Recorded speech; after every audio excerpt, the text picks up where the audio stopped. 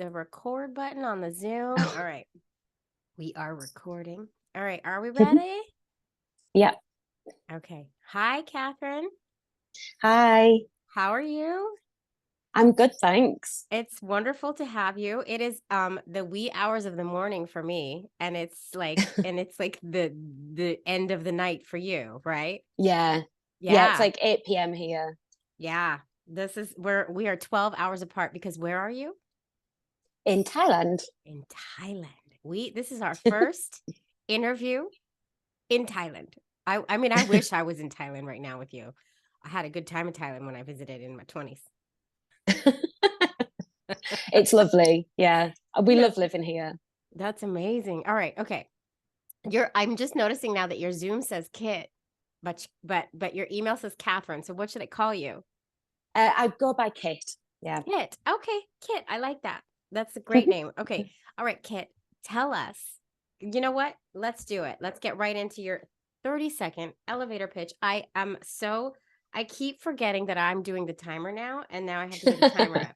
I keep forgetting this. Like it's ridiculous. All right, I'm getting your 30-second timer, but this is giving you time to get your 30-second elevator pitch. I've got it Ready? written down because I knew I wouldn't be able to do it otherwise. Oh my God. Okay. I love it. I love it when it's written down. Okay, here we go. On your mark, get set, go.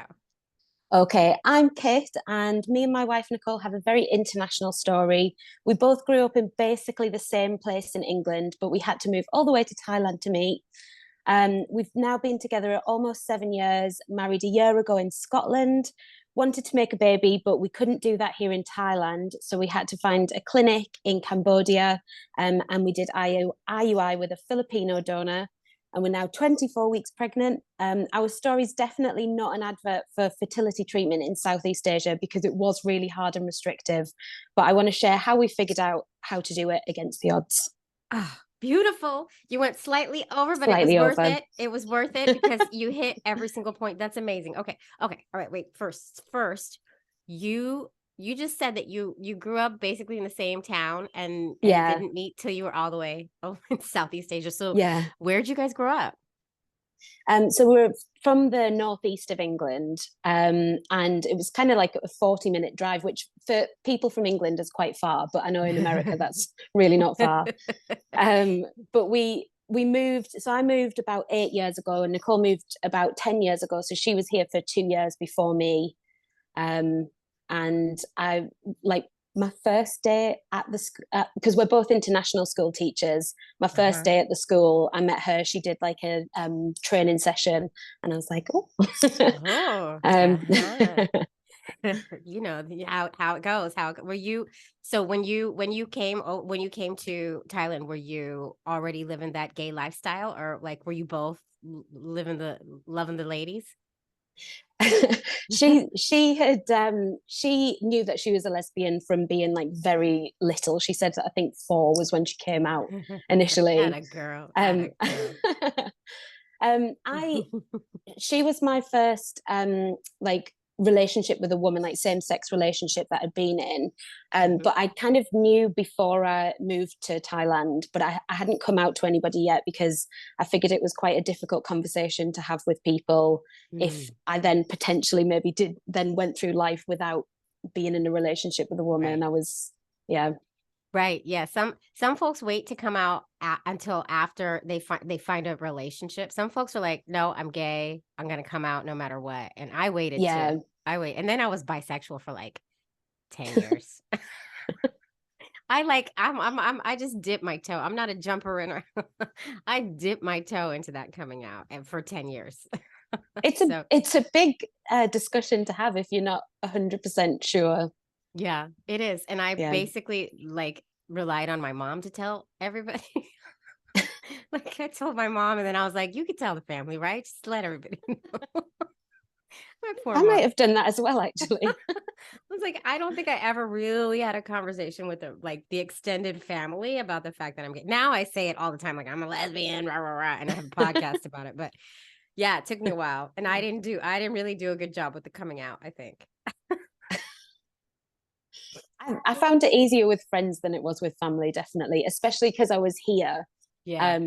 That was quite hard because I felt like I moved away to Thailand, like took their child away from them, and then was like, I'm gay, Yeah, that's how I which mean, I was moved hard. across the country. I didn't move to another country, but that's how I kind of feel too. It's like I left and then I was gay.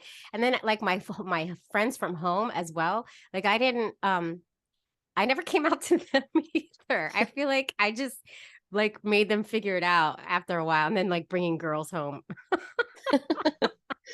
You would get the point eventually. Yeah, I think people, and then I cut my hair recently. Like, no, I'm just kidding. I'm kidding. Okay, so so you meet, it's kismet. It's like you get the spark, and then what happens? Talk about it. Well, we we actually didn't do the kind of lesbian U-Haul thing because Good she was job. very worried about that. So well, now we look back on it, I did kind of unofficially move in, really, There but it is. There it is. we There's always didn't an officially aspect. do it. Yeah, we didn't officially do it until maybe a year or so. Mhm. And then we were together a while, and we kind of, we talked about getting married. We actually got engaged in February 2020. Oh, And then COVID just kind of there it closed goes. everything down. Yeah. We were gonna fly back to the UK that summer to do it. And obviously that didn't happen. But Hmm. And was the plan always to get married back at home? it's not actually legal to do it here. Aha. So that was, I know that I think the only place in Southeast Asia currently that allows same-sex marriage is Taiwan, but I think you've got to be, one of you has to be Taiwanese, I I think. think you're right. Yeah, because I interviewed somebody from Taiwan, and Oh I yeah, think listen to that. yes, Joelle, and I think you're right. And her wife was Taiwanese. Mm. Um, but they didn't get married in Taiwan, actually, did they? They did. Oh God, we got to go back and everybody go back and listen because that was a good episode. That was interesting, and I still want to go to that town in Taiwan to be with all the Yeah. lesbians. Um, so yeah, Taiwan is the only place. Okay, so let's unpack that a little bit. What's it like living? Because listen, when I went in my 20s, I was like, holy shit, this is the place to be if you're gay. There were girls walking down the street with like bras on, holding hands, down that main, what is that main street? It might be different now, but there was like a main street that Howsan all the, Road. yes, that's it. Yeah. I stayed The in party place. a little like hostel on that road. So, but girls were walking down the street holding hands with bras on. What's it? So I figured, oh, this is the place to go. Like, gay is like totally okay here. Sounds like it might not be completely. Yeah, it's an absolutely amazing place to be gay. We feel way safer here than, for instance, I do in my hometown. Hmm. Like in my hometown, I would think twice before holding Nicole's hand in the street, but Hmm. it's not an issue here at all. Hmm. So socially, it's amazing. That's why we've stayed here so long, and why we don't really want to leave. But legally, unfortunately, it's not where you would think it would be for the social aspect. Interesting. So the lawmakers have not caught up to where Thailand has been for a very long time, actually, because I was there 20 years ago. God, Yeah. I can't believe I'm that old. But yeah. Oh my God. Um, Yeah. okay. All right. So socially it's great, legally not so much. So Yeah. so y'all decide, okay, we're gonna go back home and we're gonna get married. Yeah. Well, we knew that we could do it in the UK very easily, and it also for kind of more practical purposes. It's good to have like a UK marriage certificate. So we thought, well, that's easy to do. Turns Why out is it that? actually Yeah, go ahead. Go ahead. I think you were gonna answer my it question. it actually isn't that easy to do in the UK anyway. But it's because in the end we had to go to Scotland because the laws in England about how long you have to have been in the country before you get married or been in one place before you get married are Oh, they're really complicated and a bit archaic, really. huh. So the time that we were able to travel back, again in the depths of COVID, Uh, we had to get about 5,000 PCR tests to do it. It actually transpired it was easier to do it in Scotland. wow. So that's what we did. Wow. I don't even know what the laws are here in regards to being in the country. I don't know before you get married. Huh. there's like a weird thing where you have to like post your intentions, and then as I understand it, Nicole did all the organizing of this. But as I understand it, you have to like post, your names have to be posted outside the registry office for a certain amount of time for people to like come forward with their I object, and Oh God. Oh, it's that's something fun. to do with It's that. so like it's like so old fashioned. It's like interesting. Okay, all right. So you go home to the UK, and then you're like, okay, we got, and then we're gonna hop up to Ireland. I don't know if it's up to the side. Scotland. Look at me, look at me. I'm such a dumb American. Okay, I'm gonna hop over to Scotland and get married. So and then take us through. Take us through. It was, well, it was just literally us two. It was so it was just over a year ago. It was 2 days before Christmas. It was just us two. My brother and the photographer were our witnesses. And so we just went and it was absolutely freezing. So us being used to the heat of Thailand was, Oh yeah. but it was really nice. It was lovely and Christmassy and festive, and That's great. Okay, so and then you went back to Thailand, and you're still working together at the same place, correct? yeah, yeah. Okay. So then you come back home to Bangkok, Mm. and when does the family conversation come in? Like, was this way back when you met? Did you start talking about babies right away? Um, I can't really remember exactly when we started talking about it, but I had known that I wanted to have kids. Nicole thought that she did, but she kind of didn't realize that it was an option for her, Why is because that? she had come out so early, I Hmm. think, and being from where she was in the UK, she never thought that it was possible. I think Hmm. she just thought that she wouldn't have a family because she hadn't seen it before. Right, right. Um, so we did. We must have had conversations about it before that, but I think initially we started the conversation in, it was 2021, um, or maybe it was 2020, and that's why we got engaged. Now I can't remember. It's all a blur. Um, It's all a I blur. know. Well, especially the last 2 years is just like blurred into one big Yeah. nothing. Well, it's been crazy. Um, The world's I going know. crazy. um, so I think we really started properly considering it in summer 2021, because that's when we started going and getting fertility testing done and kind of Mhm. checking that everything was okay. And then we wanted to get married before that, just again kind of a legal aspect Mhm. of it, and to have a bit of protection. Okay. All right. So let's get into baby making, because this is the main reason. I mean, your story is amazing, but this is one of the reasons you wanted to come in and tell your story, because it wasn't the easiest journey, was it? Mm, So definitely not. yeah. All right. So let's get into it. Well, how did it all come down? You know you want to do it. So what'd you do? Was it a sperm donor? Like, let's start from the Yeah. beginning. Well, we knew that we couldn't do it here. Hmm. And because unfortunately it's not legal for same-sex couples to have fertility treatment here. Is fertility So treatment a big thing there though for straight couples? Like, is it as common as it is here in the States?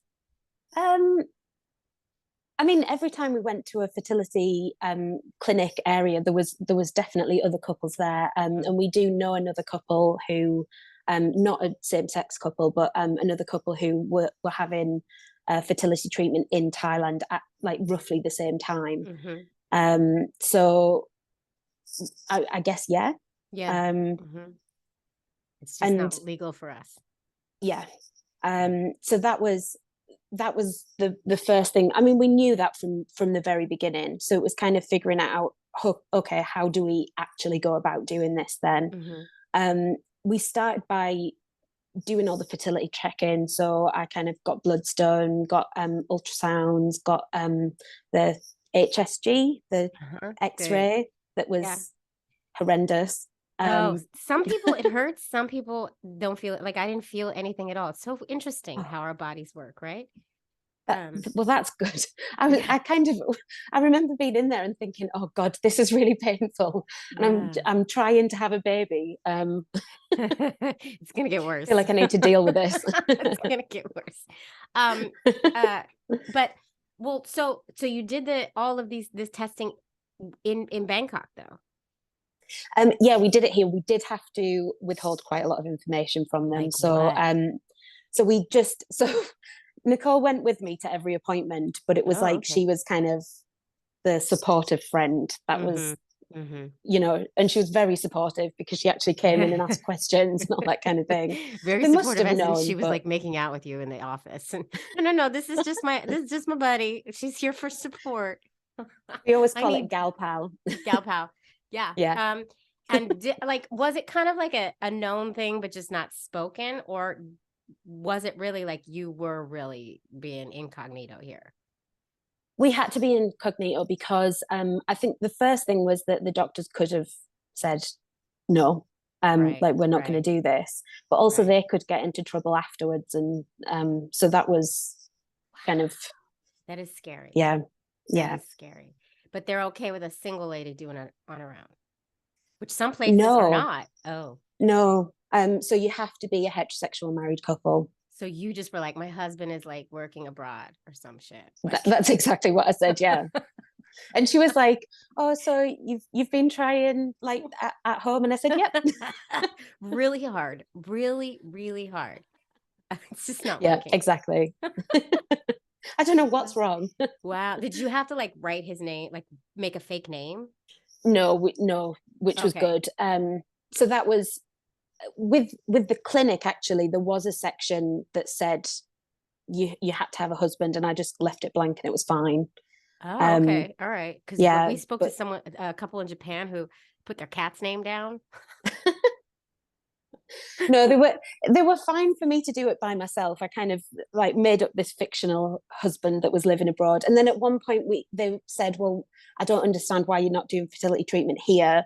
And then we had to say, "Oh, actually, we're not married." So that was there was quite a lot Uh, of lying that had to happen, oh unfortunately. man. You have to Yeah, remember all the lies. That's tough. That sucks though. That sucks. yeah. I'm sorry. That's like really shitty. But I mean, you made it through. And I think you're not the only queer Mm. person who's gone down this road in Thailand and many places. So, all right. So you go through all the testing and then what? And then what happens?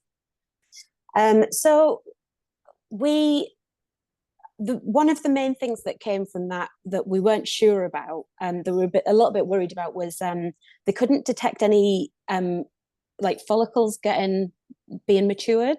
So they Uh-huh. were saying, and that happened on a couple of occasions.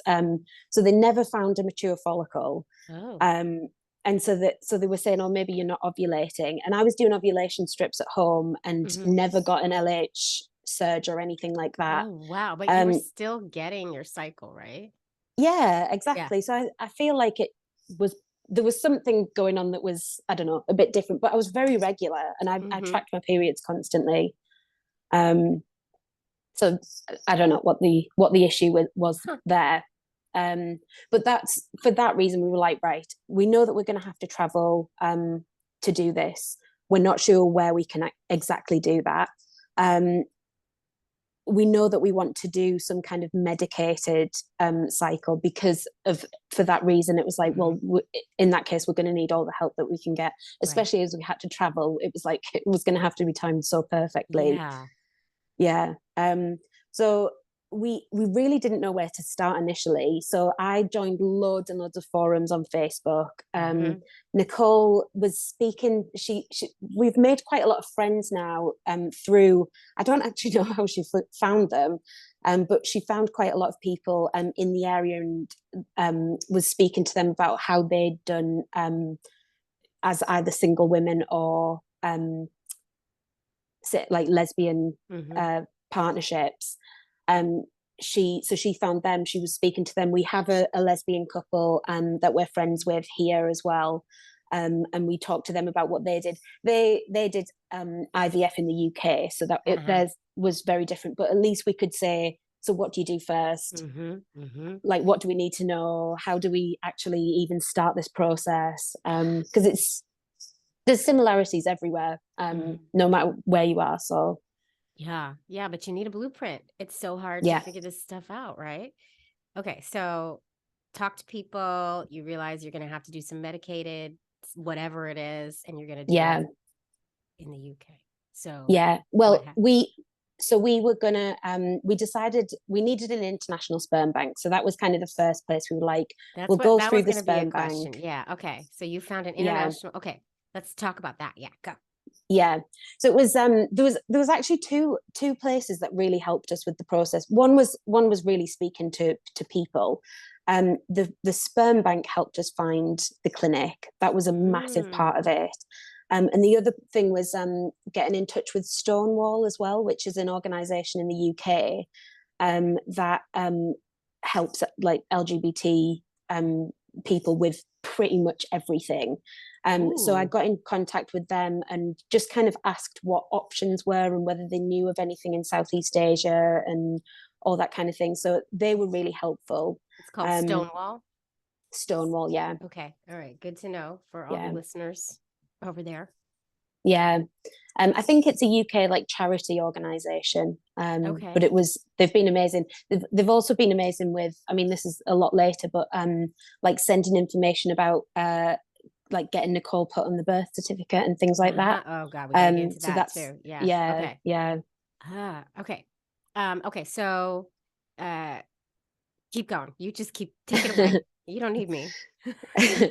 So we contacted the sperm bank. I don't I think we must have found out about the sperm bank from our friends. And we just wanted a big international sperm bank that was going to have like a big variety of sperm, because we needed Nicole is half Filipino. She's Filipino English. So we knew that we wanted at least half Filipino sperm donor, if not full. How hard is that to find?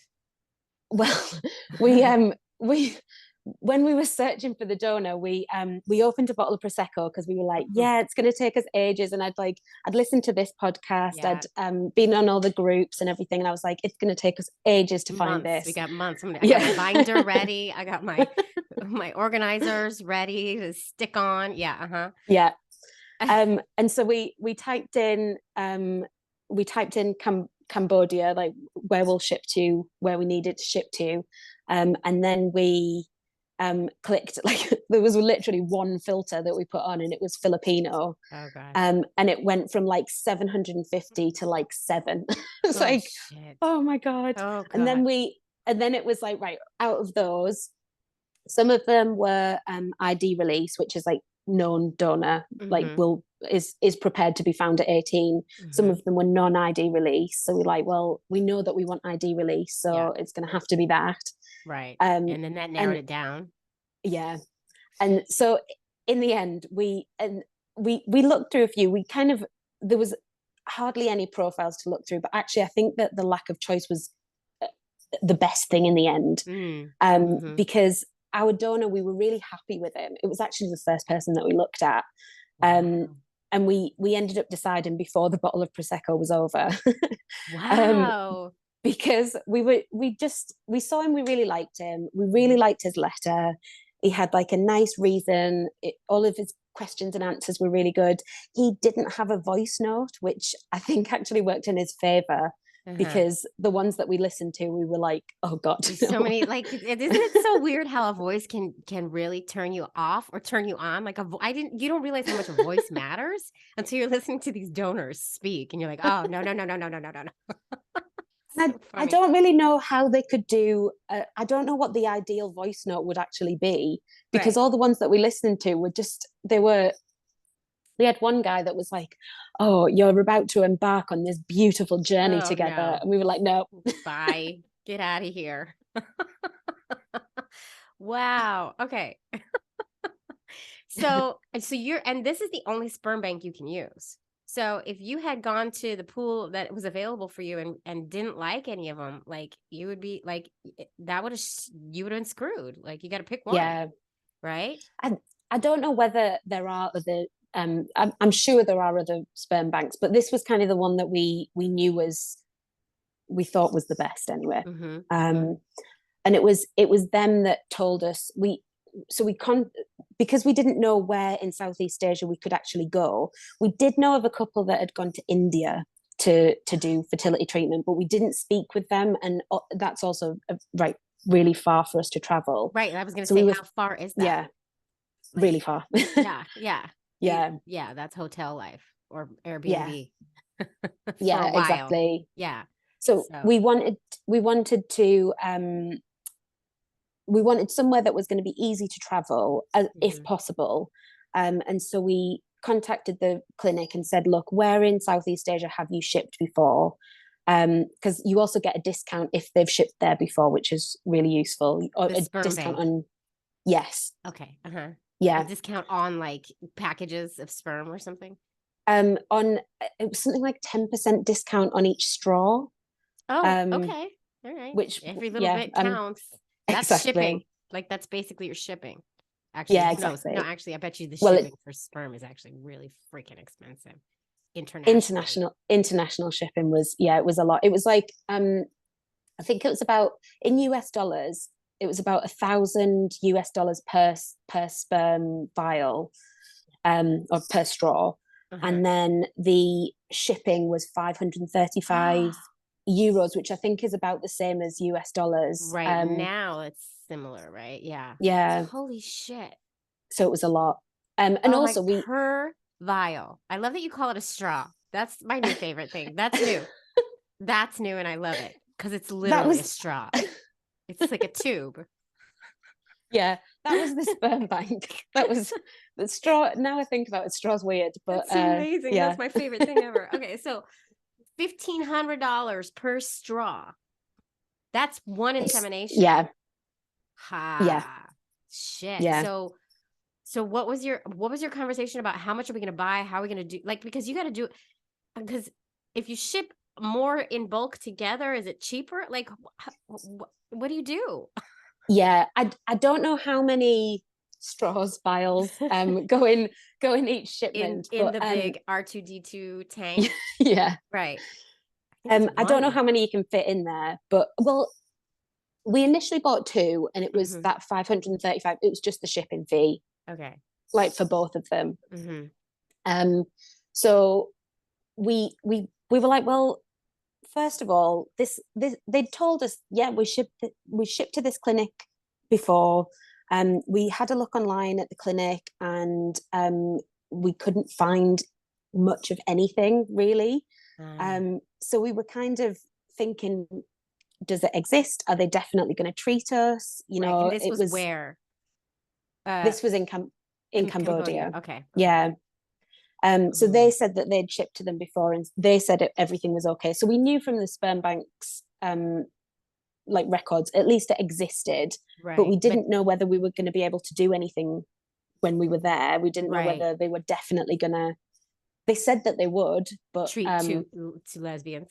Treat a lesbian. It's not, we're not both getting inseminated, but a lesbian. So, but you really have, oh God, you're like going on a whim here. Like, no exactly. way of really knowing that it's going to be okay once you spend $1,500 to get your sperm there. Oh, jeez. Oh my God. So we initially decided, well, we'll just do two. And then if you know, we haven't lost a huge amount, we knew that we were going to need to buy more than that in the end.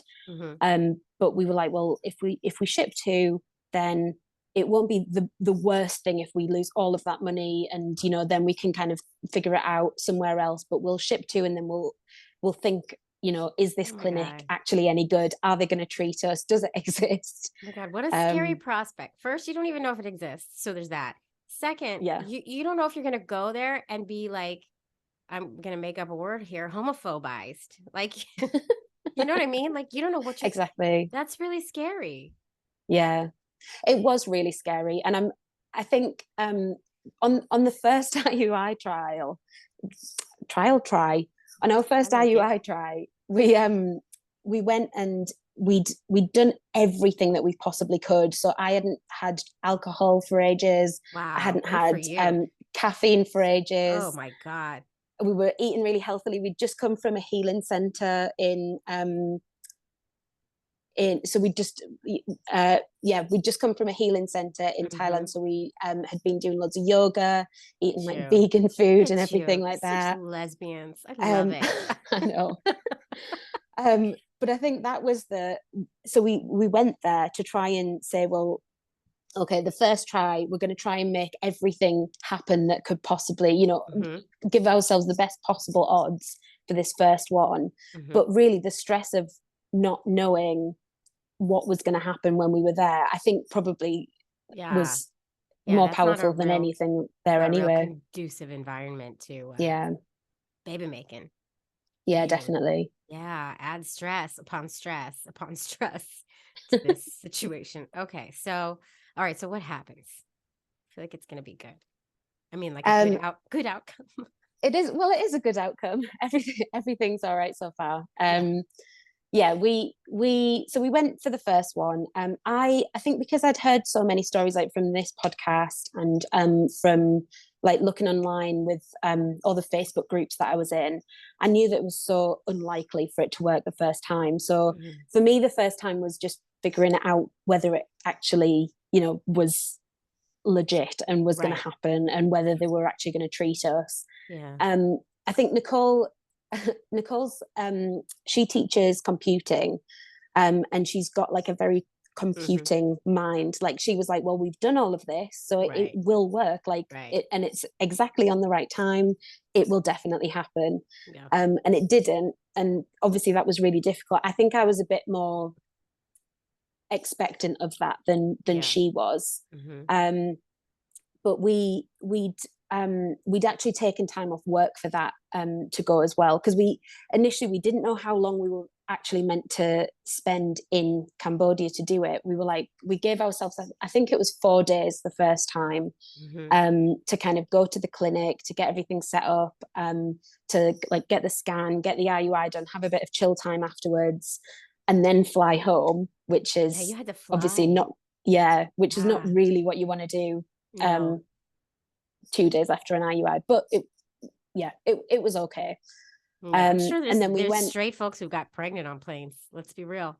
This is probably it's probably not the best thing to say, but I kept saying people get pregnant on meth. Like, it's true.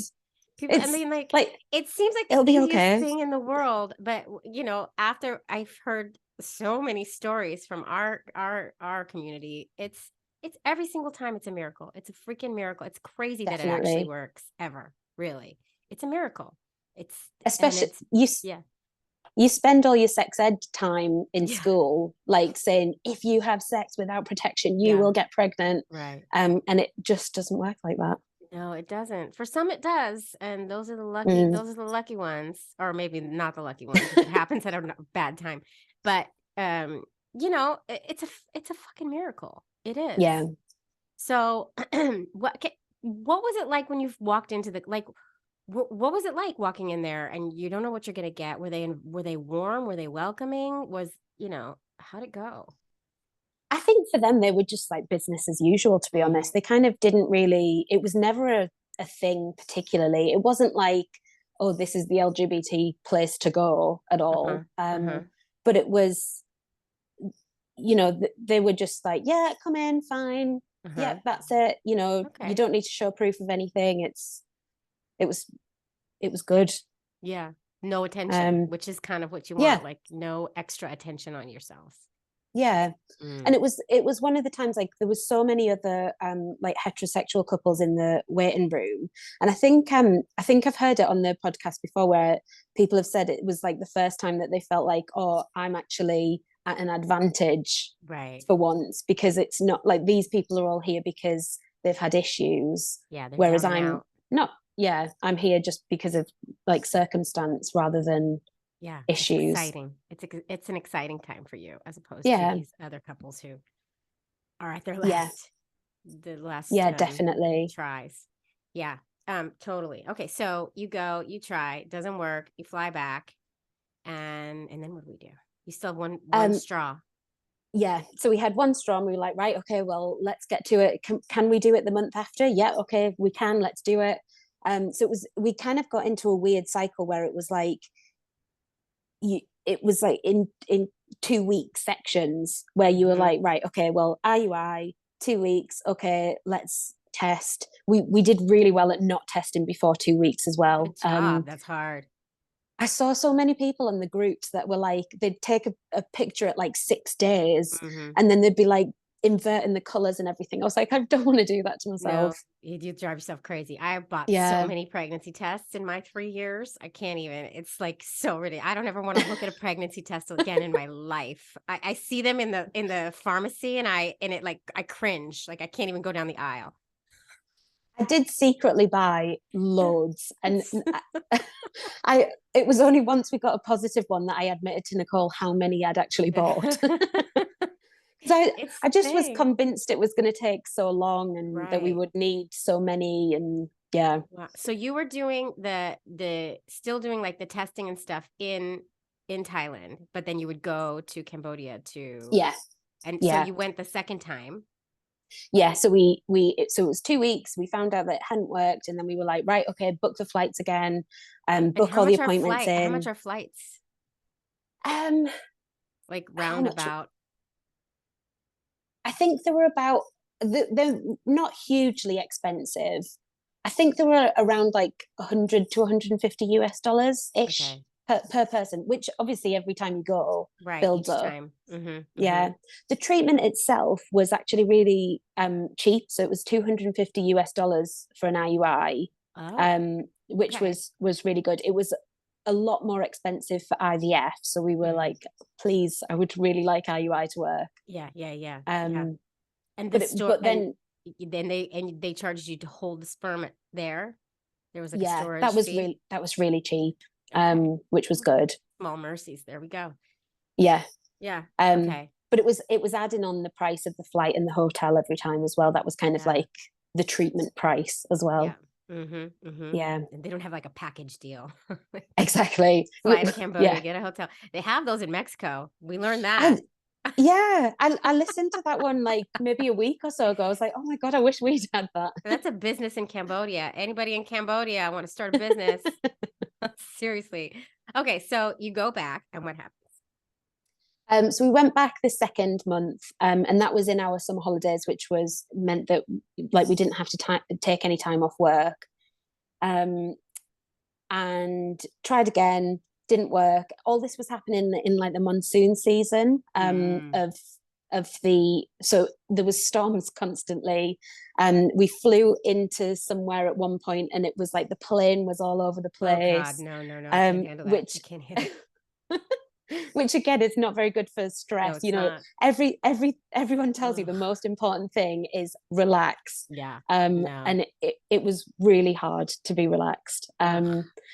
And it was the third one that was it was right at the end of the summer. um we'd kind of gone, right, okay, well, the not drinking thing's not like making a difference anyway, so I'm gonna have some drinks, like Yeah. that's fine. And you know, I was, Ease your tension. yeah, exactly. And we had like I'd sort of had a little bit of coffee and I was like, right, I'm not going to be so kind of strict Hmm. about that kind of thing. We actually we actually had an argument on the morning of the IUI about work because we were about to go back to work as well. Hmm. So again, that kind of stress aspect of it was Hmm. not great. So we were convinced that the third time just wouldn't work, and we Right. actually went into the doctor's office and were like, "Can we ask about IVF?" And she was like, "Maybe you should try the third IUI first." Oh, good for um, her. and we were like, well, okay, fine. And then we were like, well, okay, maybe we would go to a fourth. I don't know.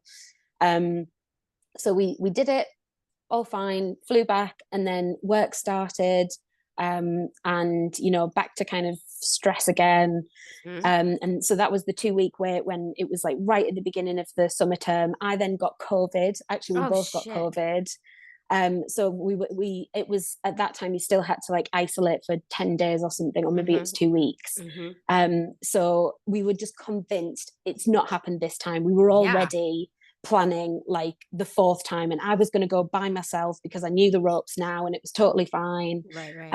And then it was day 14 at the weekend, and I had done a COVID test Oh my and God. was still positive, and then I did a pregnancy test and it was also positive. That's the Like, positive you oh want. my Holy God. shit. We're like, oh my God, this is crazy. Um, Wow. But also yeah, you and have fucking COVID. I know, and I couldn't go to the hospital and Oh my like get, God. go and sort of check everything was okay because Oh, I had COVID. oh So I had to shit. wait until I was negative to do that. That's scary. Yeah. Talk about stress. Okay, Um, but yay. I know. But because it was all through the monsoon season, and because like we had all that stress, and then we call the baby Stormy because Mm. it's storm season, and then actually his due date will be back in storm season again. So Oh wow. Okay, so so you're that's our pregnant nickname for now. him. Yes. Stormy. You can name him Storm. I love that name. My brother had a girlfriend named Storm, and she was a storm. She really was a storm. She's awesome though. But okay, so how far along are you? 24 weeks now. 24 weeks. Okay. Yeah, You're getting close. You're getting I there. know. We bought the stroller and car seat yesterday, so it was like the Uh-huh. first big purchase that we'd Yeah. done. So Buying a feels very stroller real. is like buying a, well, I don't know, living in a city and you're in a city. Like the stroller is everything. Like picking that Yeah. stroller for me was like picking a car. I was like, I compared all of them. I rolled them around in the store like it was like a thing. Um, we yeah, we did do something very similar, and then we were like saying to the salesperson, okay, wait a second, and then we'd go and sit down and Google for a while and then come back to them and yeah. like, have you thought about this? Same, same. It's so funny. And Yeah. then by the time the second kid came around, I was like, you have a stroller, you have a hand-me-down stroller. I need a stroller. Like so it's just funny the things that we were and it's normal, right? So Yeah. but so let's talk about you're gonna raise the baby there in Yeah. Bangkok. Do you know one other couple that is a same-sex couple? Yeah. What is it? Are there same-sex couples? Are there same-sex families around? There's And there's loads of same-sex families. There's actually a Facebook group called, I think it's Rainbow Families in Thailand. I think hmm, that's what it's called. And it's got loads of yeah, LGBT families. okay, And so it's a we're excited to stay here. I think initially we both moved to Thailand thinking, oh, this will probably be 2 years, and then either we'll go back home or we'll go somewhere else. And then we kind of loved it so much we stayed. Then we thought, well, okay, we'll have a baby and then we'll go. But we both really want to have the family and raise them in Thailand, amazing. because it is such an amazing place to be. But Huh. it's just that unfortunately the The legal the needs to catch practicalities up. of doing it. Yeah. Yeah. Wow. That's so exciting. I'm so excited for you guys. This is fun. Thanks. We're very Yeah. excited too. Yeah. You got a little bit longer to wait, and then you can have your Mm, little boy, and you're gonna live that same sex life with a baby. I'm yeah. very happy for you and excited. Yeah. It's very exciting. I think that we're definitely thinking, I mean, obviously we haven't had this one yet, and we are already thinking about the sibling. Okay. um, Do, because and do, we mhm. we want to make sure that like everything's set up and okay for that as well. We've still got two straws in Cambodia. Two, yeah, two Two. there. Okay. Um, and we're planning on buying, I think, four more and storing them for a while. I think that's smart. Yeah, Yeah, and they retire them after a while, so you want to get it before it's too yeah, late. yeah, Yeah. definitely. Okay. Yeah. Do that. I recommend buying more. I always recommend buying more sperm because my journey took very long, so I Mm, went through a lot of sperm. But I think it's better to have more than less. And then you can always yeah, sell it. You can always give it to other families who are trying if you don't need it anymore. There's yeah, options for it. You just have to pay for the storage, unfortunately. The things we yeah. go through, the I know. things we go through, the things we talk about, it's ridiculous. Um, okay, so that's very exciting. Yeah, it's I think the kind of the our journey to get here was so, I think now that we feel like everything's okay and everything's kind of progressing well, we kind of feel like we can relax a little bit. Although every time I go for an appointment, I feel like they're going to tell me something bad.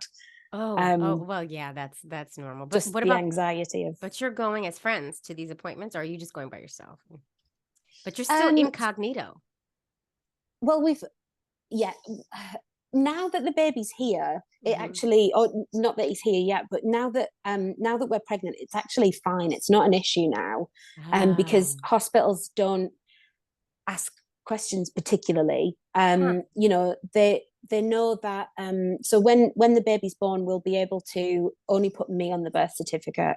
So Nicole won't be able to go on the Thai birth certificate. Mm, But we there is a process by which we can get her put on the UK certificate. I think it's quite expensive and time consuming. mm. But it's a possibility. So And that's what we'll do. what about parental rights though? What does that do? Does the UK birth certificate signify parental rights? Because in the States it doesn't. Um, I believe that the UK certificate says it's parental rights. Okay. Because it's parent one and parent two. That's the way that it is on the UK birth certificate. It But we says do that on not. the state certificate too, but from what we have been told by lawyers is that only signifies identity. Okay, So it does not, like in a court of law, would not necessarily hold up as parentage, which is like so okay, fucked up and dumb. But that's the loophole we go through here. So it's something to yeah, look into, I suppose. yeah, definitely. Well, that's where the Stonewall had recommended some like lawyers that, or yeah, some law firms that knew about that kind of thing.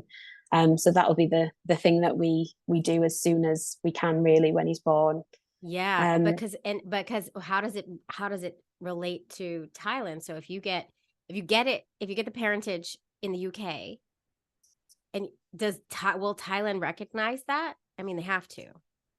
I Like, think they how does have it to. work? And the thing is, a lot of it is about like, so if something happens to me, Hmm. what happens to the child? What happens to Nicole? Hmm. So that's one of the things that we need to think about. And really, obviously, the birth certificate can't. That won't happen until he's several weeks old.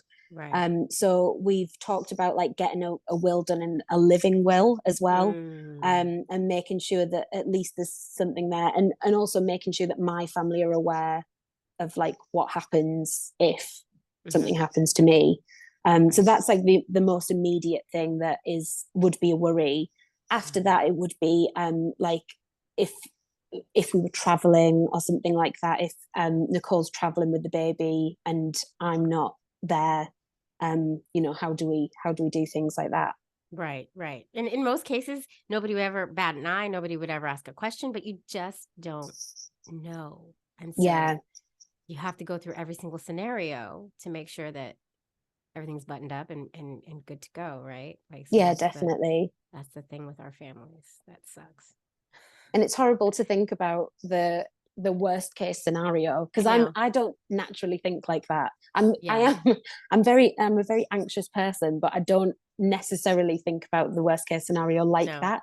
I kind Yeah. of think, everything's going to be totally Right. fine. Well, you don't go about your daily basis like thinking about your demise and your death. You know what I mean? Like that's not fun. Nobody wants to do that, but we have to, just Yeah. to, you know. I interviewed somebody recently who put it nicely. She was like, I mean, this is like we're talking like if a bird comes and plucks me out of the sky kind of situation. I like that. I like that kind of thinking, right? Yeah, that's Like nice. this is all we have to imagine the worst case scenario here, but Yeah, it's like a bird plucking us out of the sky. Let's think of it that way. Like it's that's very fantasy yes, based. right? Like it's not going to happen, but in case, I like that. Yeah, I like that yeah, mentality. But um God, a lot of things to figure out and go through. And I'm so glad you came to talk, because when we had our pre-call, you said like I want to help other couples. Like if mm, I can help one other couple who's over here or international and trying to figure this out, yeah, then it's worth it. And so that's why it's a big reason why we wanted to tell this story, just to give somewhat of a blueprint, right? yeah, definitely. I think it's definitely, it's possible if you can find, if you can go through a sperm bank and then find a clinic that's quite local, Mm-hmm. and reach out to the clinic, and ask them kind of, you know, is this something that's possible? That was essentially the way that we did it. We met with, we actually met a couple here, who were also international school teachers at a different school, at a brunch, actually, a drunken brunch that I wasn't drunk at because I was pregnant. Mm-hmm. You gotta um, love those. but they were, I know, but they were planning, they were both from the UK and were planning on going back to the UK to do fertility treatment and then moving back out to Thailand. So they were kind of Wow. gonna kind of pause their life really for a Yeah. while. Yeah. And so we spoke with them and said, look, we do know a way that you can do it here. It's hard, but it's possible. So that was, it was really nice to be the ones, because we'd gone to other couples and asked them, you know, how do we do it? Then we were the couple that kind of were able to help others. Mm-hmm. Mm-hmm. And that was really nice to pass that on, That's great. the It's knowledge that we'd queer gained. drafting, LGBTQ drafting. That's what we do. Help each Yeah. other out. Because we still need the help, unfortunately. Yeah. There's no manual. Yeah, definitely. Yeah, but I thank you so much for telling your story. And I think I'm so excited. You have to stay in touch. You got to let us know. You got to send us a picture when that baby comes. We will. Yes. It's every time we get to talk about it or share pictures. Yeah. Oh, I love it. And Love it. when's your due date? So it's like right at the end of April. Okay. Oh, that's good. Yeah. Taurus. My mom's the end Yeah. of April. My cousin's the end of April. Good time. Good time to be born. Good time. Oh, that's exciting. Okay, well, we're all sending you good baby juju. Good baby juju. Good birth juju. Thank you. Yes, I need that. No Yeah. scare stories. No, it's all gonna go smooth and easy. Thank you. I need that. Oh, well, thank you so much for telling your Thank you for story. having me. Oh my God, I love it. We're gonna hear more. Keep us posted. Yeah. Okay. Don't go anywhere. I'm just gonna stop. That was awesome. Is there anything you wish you had said? Is there anything more? Did we miss anything? I don't think so. I Okay. think, yeah. I feel Okay. like it came out a bit jumbled, but No, I think it's really great. And I have an editor. They make it okay, that's good. they make it real smooth. They know what they're doing. Um, okay, cool. So this has been wonderful. And like I said, like if you are go to bed tonight and you're thinking, ah shit, why'd I say that? Just let me know. Let me know, Okay. in the next couple weeks if there's something you wish was not Okay. in. And I will tell my editor and we got that down. But I think you didn't name any names of anything. You didn't really even name towns. So I feel like we've stayed pretty vague, which is good. Yeah. Yeah. Do you guys both speak Yeah. Thai? I wish Ugh, we've lived it's here hard. so long, and it's really hard because the alphabet's not the same. I think, know. like, yeah, Yeah. I we've wish I we've spoke Thai. both tried several times, but It's hard. It's a hard language to learn, I feel like. If you speak yeah, English first. yeah. Yeah. I feel like we need to learn a bit of Tagalog, though. I think that's, Oh. yeah. Oh no, Does it's not she Tagalog. It's Ilonggo is the, because the Philippines have got so many different languages. I only know Tagalog. That's all I know. Yeah. Oh. Her family speak Ilonggo, which is like one of the, I think Tagalog's the one that's like most speak. Question. Was your donor from the Philippines or just He was, well, it was, oh, that was part of the international thing, actually. It was okay. that he was, he's Filipino, but he's actually living in the States. He was from the Philippines, but then living in the States. But the sperm bank was Danish. So it was like he donated in the States from the Philippines, and then it had been stored in Denmark and then shipped to Cambodia. And we went to meet it in Cambodia. Wow. Okay. So it Wow. was, yeah, That sperm got around. exactly. Okay, cool. I'll make a note to my editor to try to add that. Okay. Or I can use it as bonus content for Patreon. We'll see. We'll see. Okay. Pending about the donor. Okay, cool. Okay, so next steps, you're gonna get an email from me in the next hour, probably. Just with like the things that I need from you, just to make sure that that when your episode is ready, I can just put it up. So I asked for like Okay. 4 or 5 pictures that you're okay with me sharing for the episode art and on social media. Okay. Your social media handles, if you want to be tagged, you don't have to be. I'll send over an appearance release that you just sign electronically, real easy. And Okay. and I ask for a 30-second. I don't know if you follow us on social. I say us, but it's just me. Follow the podcast on social. The day before, I usually drop a video of the guest just saying, hi, it's me. I'm going to be on the Queer Family Podcast because I'm changing the name. It's the Queer Family Podcast. Okay. I'll make a note of that in the email. I need to change the email. Okay. Queer Family Podcast. Or I'm just going to be on the show tomorrow. You don't have to say the name. Okay. Talking about getting pregnant and whatever you want to say about your story. And I usually drop that the day before your episode airs. And just, it says in the email, it just says, shoot it vertically like this on your phone, like really simple. Don't overthink. Okay. It's really easy. Okay. And that's it. And then I'll be in touch closer to the day that your episode airs. I don't know the actual date yet, but season 11 drops February 6th. And then I'm figuring out the roster of when episodes go. So, but I will be in touch when I know for sure. Okay. Okay. But it'll be sometime between February, March, April, and May. Okay. So hopefully before the baby comes, maybe after, we'll see. Yeah. Exciting. And we'll keep you updated with the baby. Yes, keep me updated. I can't wait. I can't wait to see this cute little baby. It's exciting. Well, it's late for you, so go to bed. And thank you. I have to cook chili for something I'm going to today. So yay. Well, that sounds very wholesome. Yeah, I'm bringing chili to the party. So that's nice. I gotta go. That's a good thing to bring. Yeah, I gotta go get some meat at the store. Here we go. Saturday. Well, enjoy your night. Thank you so much. Thank you. And what's your wife's name again? Nicole. Thank Nicole for allowing you to share your story. I will. Thank you. All right. Have a good night. All right. Thanks. Bye. Bye-bye.